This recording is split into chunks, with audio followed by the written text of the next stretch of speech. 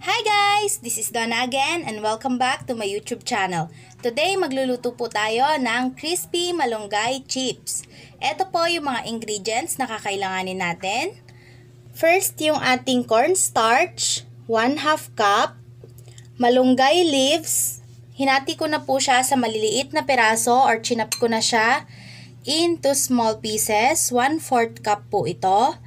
And then, kakailanganin din po natin dito ng salt, 2 teaspoon, 1/4 cup of water, and black pepper. Pwede rin po kayong maglagay or magdagdag ng iba pang mga pangpalasa sa inyong malunggay chips. Tulad po ng sa akin, mag-a-add po ako dito ng chili powder para medyo maanghang yung aking malunggay chips, and garlic powder.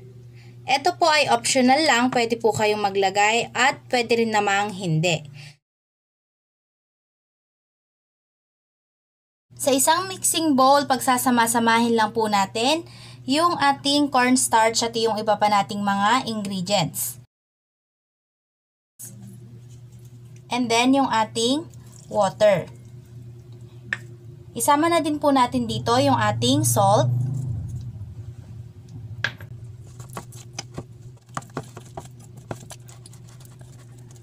Kailanganin din po natin dito ng 2 pieces of large egg. So, after po nating ma-mix yung ating cornstarch and yung ating malunggay leaves, ilalagay na po natin dito yung ating 2 itlog.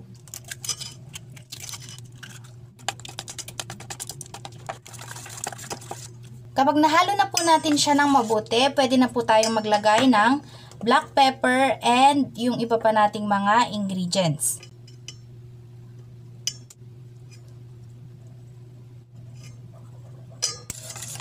Mix lang po natin ito ulit and then pwede na natin siyang i-fry. And may isi-share lang po ako sa inyong isang secret. Alam niyo po ba na para maging crispy and super crispy yung ating malunggay chips, maglalagay po ako ng yellow or ice dito sa ating mixture. Ayan, so ilalagay lang po natin siya dyan bago natin siya iprito.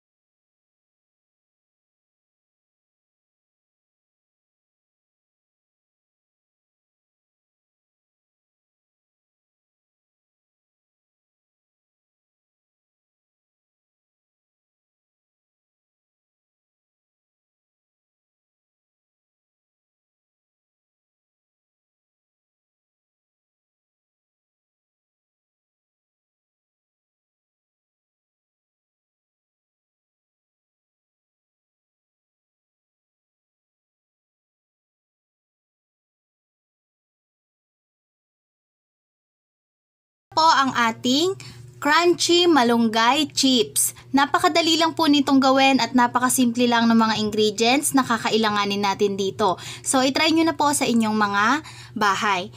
Ngayon, tikman naman po natin.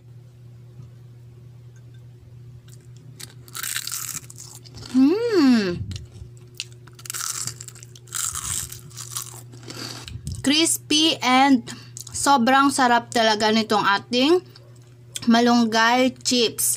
And hindi lang po siya basta masarap and crispy, napaka-healthy pa po nito. At itry nyo po itong ipakain sa inyong mga chikiting. Baka po magustuhan nila. Kung hindi man sila kumakain ng gulay, pwede pong mas ipino nyo pa yung inyong malunggay para hindi nila masyadong mahalata na meron siyang gulay. Sana po nagustuhan nyo yung ating recipe for today. And please don't forget to subscribe kung bago ka lang sa channel ko. At huwag nyo na rin pong kalimutang pindutin yung bell button below para notified kayo every time may bago po akong upload na video. So, thank you guys again and see you on my next video. Bye!